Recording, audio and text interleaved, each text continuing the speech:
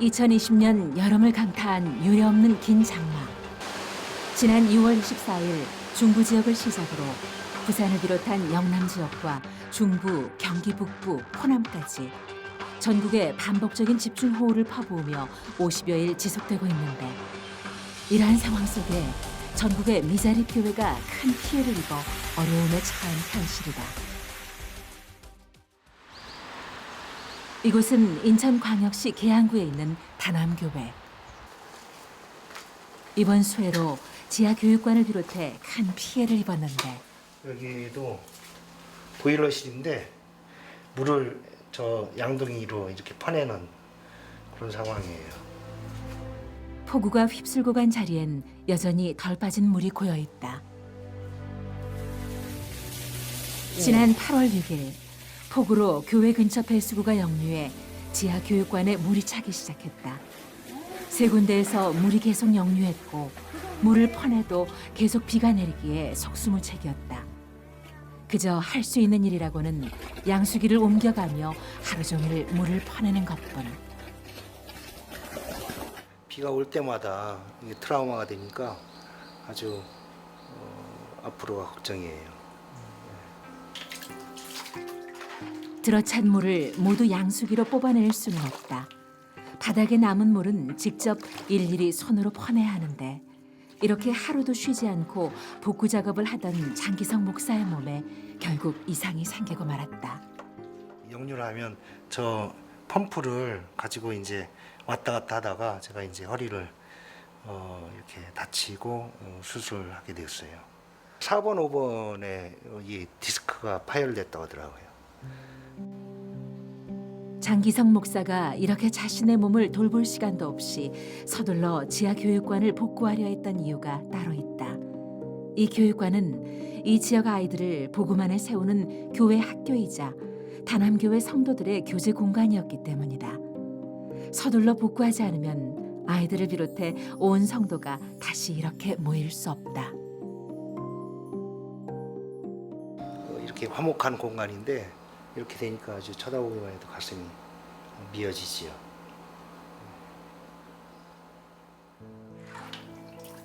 오늘도 장기성 목사는 아픈 허리를 부여잡고 손으로 일일이 물을 퍼내며 다시금 아이들과 온 성도가 행복하게 예배하고 교제를 나눌 그날을 위해 기도한다.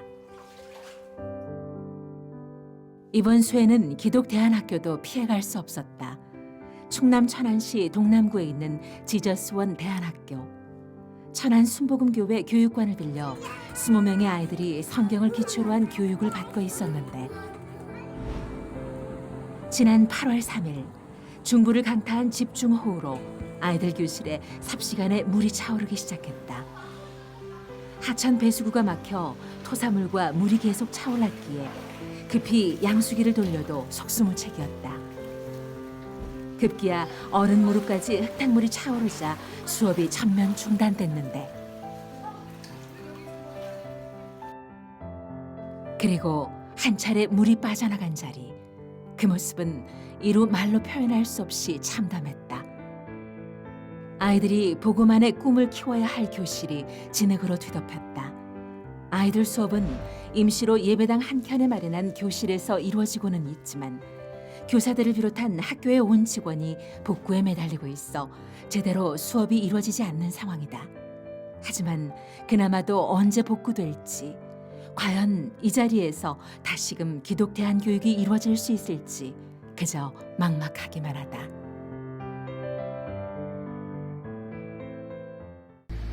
전국을 휩쓴 이번 장마로 특히 큰 피해를 입은 지역 중 하나는 북한과 맞닿아 있는 강원도 철원 지역이다.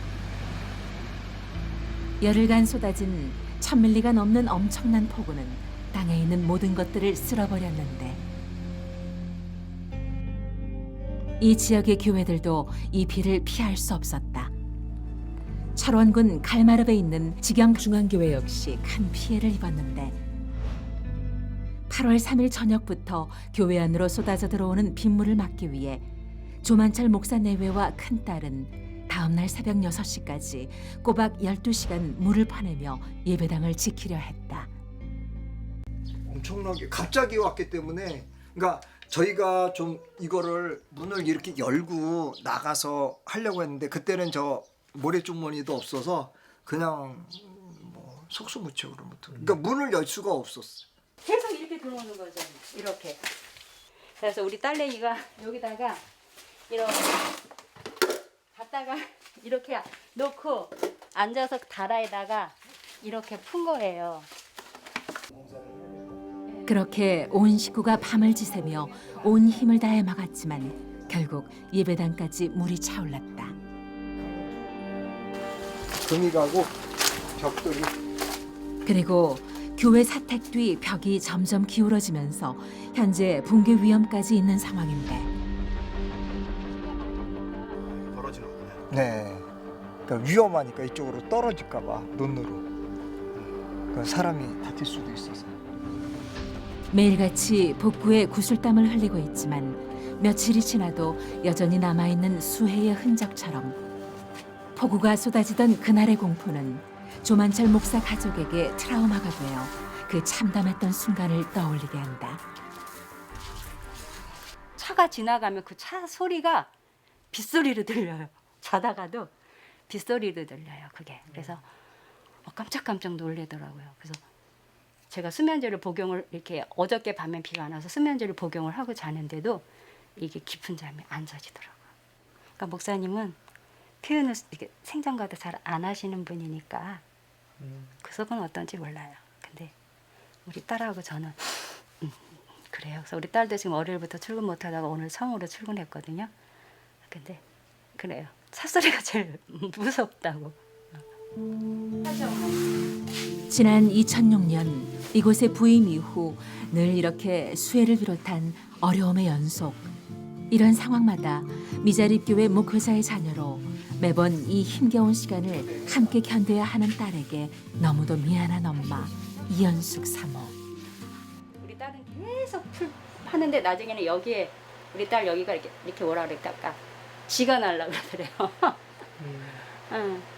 그래도 힘들다 소리에 엄마 아빠 힘들까봐 힘들다는 소리 안 하고 잘 버텨주니까 고맙더라고요. 다 컸다.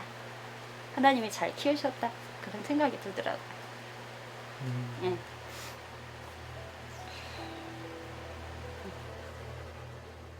딸 이야기에 결국 이연숙 사모는 그동안 꾹꾹 참으며 삼켜왔던 눈물을 쏟고야 만다. 또 비가 온다는 소식이다. 물을 퍼내느라 입은 허리 통증을 참으며 조만철 목사는 교회를 지키기 위한 유일한 준비, 그저 오늘도 모래주머니를 올려 쌓는다. 이러한 철원 지역 중에서도 이번 폭우로 마을 전체가 침수된 지역이 있는데 강원도 철원군 동성읍 이길리다. 이로 인해 민통선 내에 있는 유일한 교회인 이길교회도 물에 완전히 잠겼는데 비무장지대에서 유실된 지뢰의 공포 속에서도 물이 빠지자 주민들은 복구를 시작했다. 이길교회를 섬기는 권영길 목사도 교회로 향했는데 물이 빠지고 난 뒤에 예배당은 이번 수해의 아픔을 고스란히 보여주고 있었다.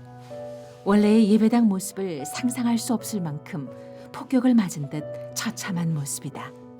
피아노 다 쓰러지고, 아휴, 강대 쌍의자 다 쓰러지고. 예배당 바닥엔 여전히 토사가 가득하다. 곳곳에 아직 물도 고여 있는 상황. 맞아. 물도 같이 차. 아, 물이 찼네.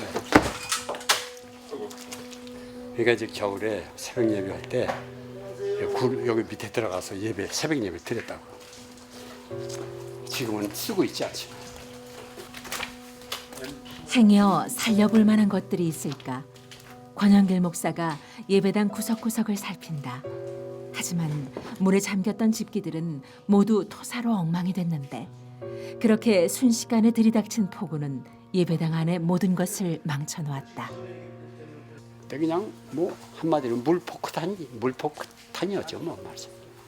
그래서 이장이 막 사이렌 불면서 나가라고 급하다고 그래서 이제 부랴부랴 나갔는데 나가자마자 이제 다시 또 난 집사람 또 저기 또 다시 데려다주고 들어오는데 벌써 이미 물이 잠긴 거예요. 지난 24년 상습 침수 지역이라는 척박함 속에서도 복음 전파의 사명 하나로 이 지역을 섬겨온 권양길 목사. 특히 1996년과 1999년 두 번의 큰 수해 이후 겪는 가장 큰 피해라 아직도 이 상황이 믿어지지 않는데 허탈 그 자체지. 지금 세 번째 당하는 거예요. 세 번째. 그게 상습 침수 지역이라. 강둑만 안 무너졌어도 이렇게까지는 안 됐을 텐데. 강둑이 참 그래. 교회 옆 사택 피해 역시 참담하다. 침수됐다 물이 빠지면서 사택안은 마치 갯벌 위에 가재도구를 내다 놓은 것처럼 모든 것들이 얼룩진 토사 속에 널브러져 있다. 여기가 이제 주방 겸 거실. 여기는 화장실. 사택안으로 물이 차오를 때 특히 오랜 시간 당뇨병과 투병하며 병약해진 아내를 먼저 구해야 했기에 옷 한 벌, 수건 한 장 건지지 못했다.